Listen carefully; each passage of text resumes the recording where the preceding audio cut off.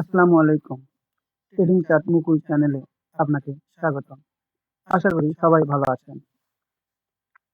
আমরা এখন আলোচনা করব ডিএসইএক্স ইন্ডেক্স নিয়ে। চলেন আমরা আলোচনা শুরু করি। আমাদের ইন্ডেক্সের অবস্থান কম বেশি আমরা সবাই জানি, যারা মার্কেটের সাথে সম্পৃক্ত। তো আমাদের ইন্ডেক্স হাই উঠেছিল ৫,৬৬০। সেখান থেকে আমাদের ডাউন ট্রেন্ড শুরু। এখন পর্যন্ত আমরা কোনো আশার আলো দেখতে পাচ্ছি না। আর ডাউন ট্রেন্ড যখন শুরু হয়, যতক্ষণ পর্যন্ত আপ ট্রেন্ডের সিগন্যাল না দেয়, ততক্ষণ পর্যন্ত আমরা যারা মোমেন্টামে ট্রেড করি তারা কোনো আশা খুঁজে পাই না। দেখেন দর্শক, ৫,৬৭৫ এখান থেকে ডাউন ট্রেন্ড শুরু, অর্থাৎ এই জায়গা থেকে একটা লো তৈরি করছে ৫,৪৩৭। সেখান থেকে একটা আপ দিয়েছে, সেখান থেকে আবারও লো তৈরি করেছে, সেখান থেকে আবারও একটা আপ মুভ দিয়েছে। এগুলোকে আমরা বলি কাউন্টার মুভ। যতক্ষণ পর্যন্ত এই হাইটাকে ব্রেকআউট না করতে পারবে, ততক্ষণ পর্যন্ত এগুলো আমাদের সব কি কাউন্টার মুভ। আবার দেখেন একটা ডাউন ট্রেন্ড, আবার একটা কাউন্টার ট্রেন্ড, আবারও ডাউন ট্রেন্ড, বড় একটা ডাউন ট্রেন্ড, তারপর আবার কাউন্টার মুভ।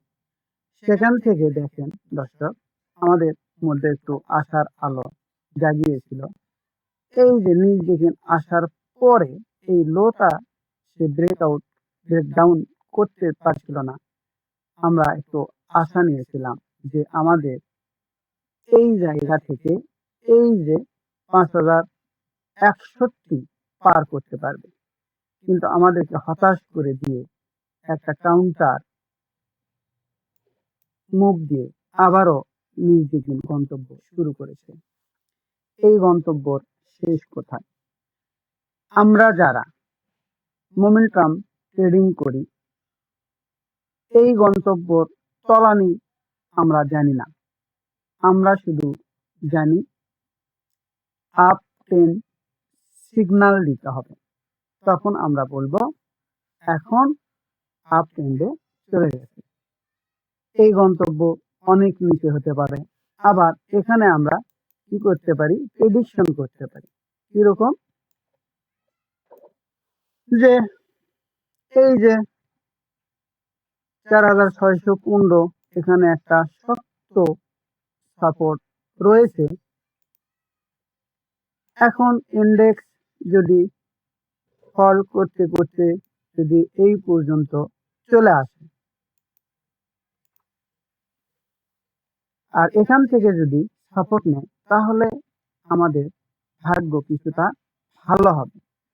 কিন্তু যদি ব্যাপারটা এইরকম হয়, ধরেন এই যে যেখান থেকে ডাউনটা শুরু, এখানে আসার পরে এই যে সাপোর্ট, এই সাপোর্ট পাওয়ার পরে একটু কাউন্টার ট্রেন্ড দিয়ে আবার যদি নিচ দিকে আসা শুরু করে দর্শক, তাহলে অবশ্যই আবারও একটা মোটামুটি পতন আমরা দেখতে চলেছি। কেননা যে সাপোর্টটা আমাদের আছে, আমরা সাপোর্টটাকে সাহায্যকারী হিসেবে ধরে নিই। একটা মানুষের কাছে আপনি কতবার সাহায্য নিতে পারেন? একবার, দুইবার। যখন বারবার সাহায্য পাবেন, তখন সে কি হবে? বিরক্ত হবে। অনুরূপ ভাবে ইন্ডেক্সটাও এই সাহায্যকারী লেভেলে এসে এখানে আসার পরে একবার আপনাকে সাপোর্ট দিল, আপনি আবার একটু উপর দিকে চলে গেলেন, অর্থাৎ ইন্ডেক্সটা এখানে আসলো, সেখান থেকে সাপোর্টটা উপরে গেল, সে আবারও নিচে আসলো, নিচে এসে আবারও সাপোর্ট আছে। তখন কি হবে? তখন একবার সাপোর্ট দিয়েছে, দুইবার দিয়েছে, তিনবার হয়তো বা দিল, চতুর্থবারে এসে আর সাপোর্ট দেবে না, তখন এই সাপোর্ট লেভেলটা ভেঙে যাবে, আর ভেঙে গেলে আমাদের জন্য মহা বিপদ। এখন দর্শক, আমাদের এখান থেকে মানে ভালো যখন হবে তখন আমরা কিভাবে বুঝবো? দর্শক, একটু পূর্বে ফিরে যাই, এখানে খেয়াল করেন, আমাদের মুখটা অবশ্যই এরকম হতে হবে। সেইটা যতদূর নিচেই আসুক একটা লো তৈরি করতে হবে, লো থেকে একটা হাই দিতে হবে, এবং সেই লোটাকে ব্রেক আউট করা যাবে, ব্রেক ডাউন করা যাবে না, সেখান থেকেই একটা আপ মুভ দিতে হবে। এবং এই যে যে যে হাইটা তৈরি করলো সেইটাকে ব্রেক আউট করতে হবে, এবং আরএসআই অবশ্যই 60+ থাকতে হবে। তখন আমরা বুঝবো মার্কেটটা আপ ট্রেন্ডে চলে গেছে। যতক্ষণ পর্যন্ত এই এই ক্যাটাগরি না হবে ততক্ষণ পর্যন্ত আমরা আপ ট্রেন্ড হিসেবে গণ্য করতে পারি না।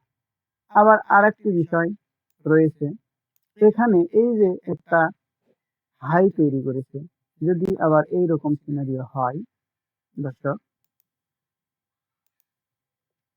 যে এই যে নিচে চলে আসতেছে, এই যে নিচে চলে আসবে, এখান থেকে ডাইরেক্ট এই হাইটাকে ব্রেক আউট করতে হবে, এই হাই, তাহলেও আমরা বুঝতে পারবো যে ইন্ডেক্স আপ ট্রেন্ডে চলে গেছে। সর্বোপরি প্রেডিকশন, ইন্ডেক্স এখনো ডাউন ট্রেন্ড। আপনারা যারা ট্রেড করবেন একটু ধীরে ধীরে বুঝে শুনে মোমেন্টাম ট্রেডিং করবেন। এখানে আমাদের স্রোতের বিপরীতে ট্রেড করতে হবে, আর স্রোতের বিপরীতে ট্রেড করতে গেলে রিস্ক নেওয়ার রেশিওটা বেড়ে যায়। মার্কেট ভালো থাকলে 50-50 চান্স থাকে, আর স্রোতের বিপরীতে যে ট্রেড করলে সেটা নেমে আসে 30%। তাই জেনে ও বুঝে ট্রেড করেন। আমার ভিডিওটি ভালো লাগলে লাইক করুন, শেয়ার করুন, কমেন্টস করুন এবং চ্যানেলকে সাবস্ক্রাইব করুন। আসসালামু আলাইকুম।